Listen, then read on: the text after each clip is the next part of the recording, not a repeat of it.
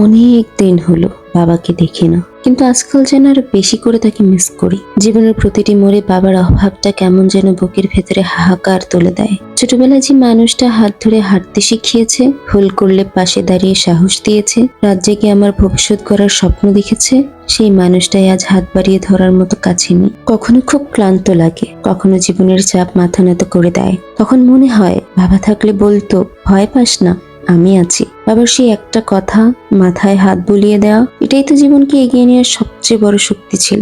আজ বুঝি বাবা শুধু একজন মানুষ না, বাবা ছিল আমার আশ্রয়, ভরসা, ছায়া, সাহস আর শান্তির নাম। সময়ের সাথে সাথে মানুষ বড় হয়, কিন্তু বাবা হারা অনুভূতি কখনো বড় হয় না। প্রতিটা সাফল্যে বাবাকে মনে পড়ে, প্রতিটা ব্যর্থতায় বাবার হাতটা সবচেয়ে বেশি খুঁজে। বাবা, তুমি যেখানেই থাকো ভালো থেকো। প্রতিদিন প্রতিক্ষণ তোমার আগের চেয়ে আরো বেশি মিস করি। তোমার জায়গা কখনোই পূরণ হওয়ার না।